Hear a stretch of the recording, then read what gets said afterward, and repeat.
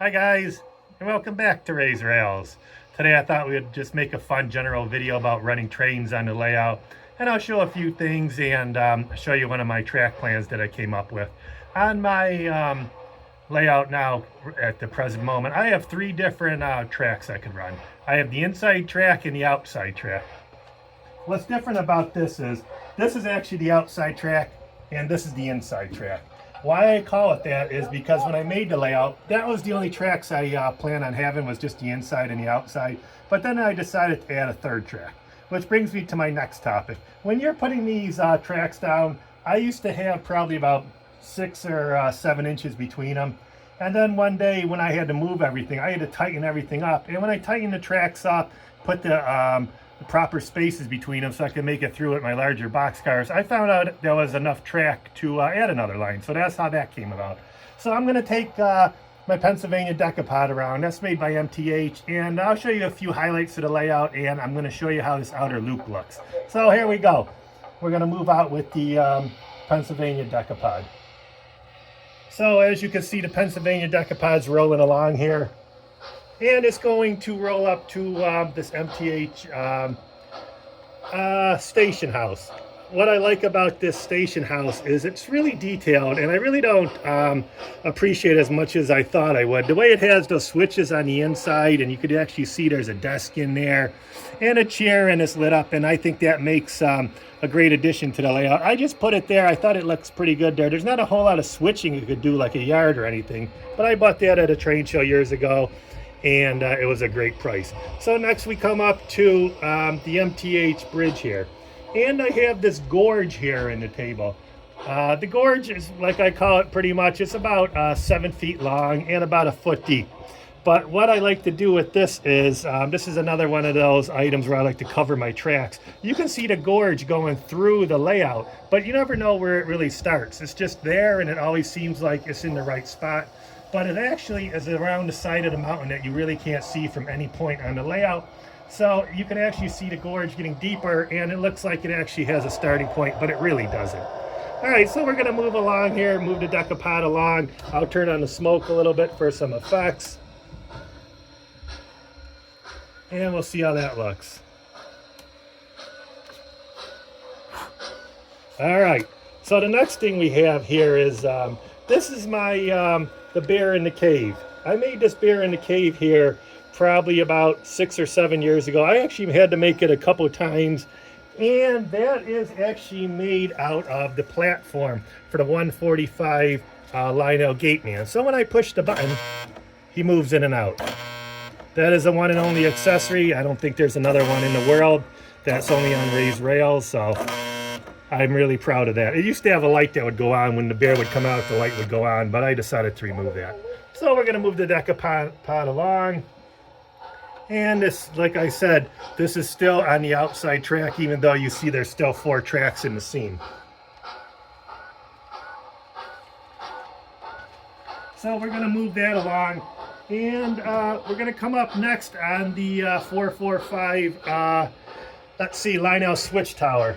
I bought this at a train show a few years back, and it was really cheap. It was actually underneath the table, and it works really well.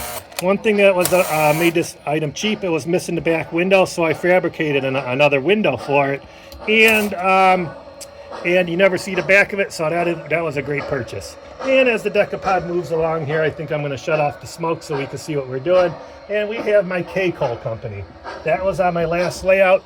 It's probably about 20 years old, and I think I'm going to redo the sign on there. I never really liked that, but that was what I did 20 years ago, and hopefully I'm going to make that a little bit nicer and add a little bit more color to that.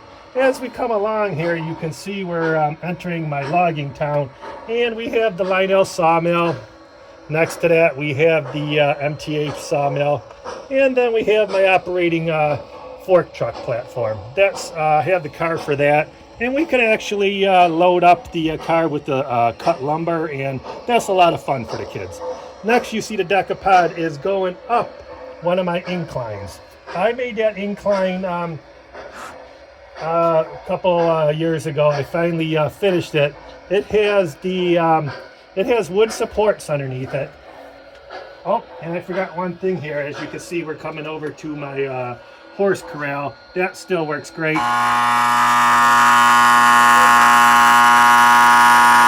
That was one of those things I actually, that was an under the table item also. It's about $10, and I made the little fence on the side and I put a little addition on there, and the horses actually continue to go along that platform. So we're going to take the decapod further up the incline here. I think this is a 63-inch radius here. That's one thing I like about these Gargraves track. I like these. I would highly recommend these pre-bent turns.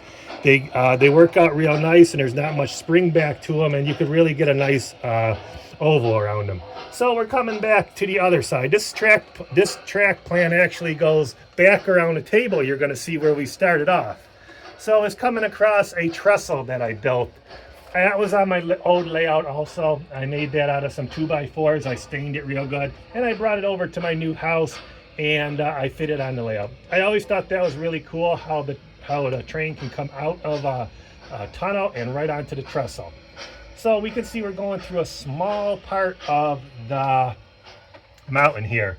One thing about mountains, I always notice most people have them on their layout, and the train goes in one side of the mountain and comes out on the other side. Well, you can see on my layout, this mountain, the train only goes through a very short part, and then once again it comes around the outside of the mountain. So most of the time the train is just on the mountain and it's not actually inside of the mountain. And you can see there's a retaining wall that I made there that looks like it holds back the mountain. One thing I needed to do with that is I actually had to put that retaining wall there because my larger box cars were starting to rub into the mountain, so I needed just to push everything back. And as we round this corner here, you can see I have a set of bridges. These I all believe are Lionel bridges. But one thing that is different, if you look at the very first bridge, the center of that bridge, the column is vertical, and then it makes like a V shape on the side. But that is the only bridge that looks like that. But then when you go to the next bridge, it actually looks like a vertical triangle. And I always wondered why this bridge is made like that. I never really figured that one out, or no one ever really gave me the answers to that.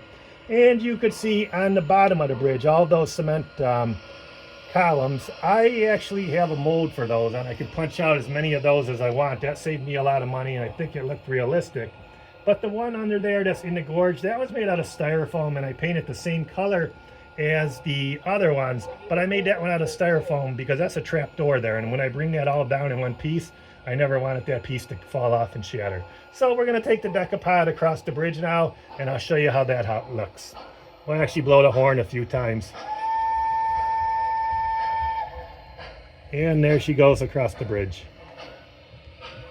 I actually think that's a great visual aspect of this layout. That's why I wanted to put that bridge on the layout, the 5 bridges, and I have the one small bridge at the end. So it actually goes back across the whole layout, and it gave you an idea of a way to put the trains in the center of the layout rather than just running them around the perimeter of the layout. So I'm really happy the way this track plan turned out. So I'll show you on the other side how the decapod finishes coming across the bridge. So you can see on this side of the layout, we are on the other side of the layout, and you can actually see how I have the mountain there, and I actually have the beginning of the gorge. That's where it starts, but you really can't tell where the water's coming from. I have that tree line there, and that blocks a lot of it out. And now you can see the decapod coming across the bridge. It's smoking away here. And on this side of the bridge, I have this this watchman tower for the forest ranger to sit in. My dad made that for me probably about 25 years ago. That seems to always make it on the layout. That has some sentimental value. So the decapod's coming across the bridge here, and I have this little staircase that if you need an emergency to get off the bridge, I built that many years ago out of balsa wood. I'm pretty proud of that. And then on this side of the layout, I actually put this retaining wall to save some space. I found that at a train show. Usually those pieces are like $15 a piece. I got actually like 3 pieces of this wall for $5, but I had to work on it a little bit, refit it, and paint it a little bit, but it came out really great. On this, where it declines over here, you can actually see on this side, it's not a 2 radius, there's actually a straight piece here. It's a little bit steeper on this side, but these engines that have like the Odyssey control or your better engines, they'll make it down this hill really nice without zooming away on you. I also have the MTH water tower on this side of the layout. I didn't connect that yet. I'm going to do that in the near future, and hopefully that'll work out good. I just have to do one thing here. All right, so then we're coming down the hill here, and this is the same thing as the other side. I actually have little pieces of wood holding the track up like a bridge that I just encased with plaster of Paris, and I put my my ground cover on there, and that all looked really nice. And then it comes around here and it goes by my junkyard and my gantry crane, and you can see over here, this is probably the another part of the layout where you can see I have actually, this is the outside line, and there's next to it is the main line. So then we're coming along back to where we started. The train goes past my station here and past the center of town. This side of the layout is one side of the layout I still need to finish. I have some ideas in the near future, which is some a few accessories that I need to pick up that I think will look neat here, and I still need to work on the ground cover here actually also. So we're coming back to the starting point. We have one more turn to go around, and you can see as far as these tracks go, I try to get them as close as possible so I could fit in as many trains as possible. And so far I think I'm done with laying the track, and as far as the track plans go, I think I'll be sticking with this. I have the oil derrick here that seems to move around. It's really not wired up, it's just sitting right there. Not sure what I'm going to do with that yet. And then we're coming back to the starting point. This is where usually I operate the trains from. I have my control panel here. This is another one of those things when I first started making the trains. I'm just going to shut off my smoke here. When I first started doing this train layout, this was just a small, it was a real small control panel, only about this big. Then I put a few more inches on this side. Now I got a few more inches on this side. So maybe in the future I'll clean up that a little bit, but I got all my little toggle switches on there, and that seems to work out right. So hopefully you enjoyed this video. One other thing that I wanted to mention was that, let's see what I was going to say. Oh yeah, the burning house here. I'm just still working on that. That's one more thing I'm still working on, people ask me about.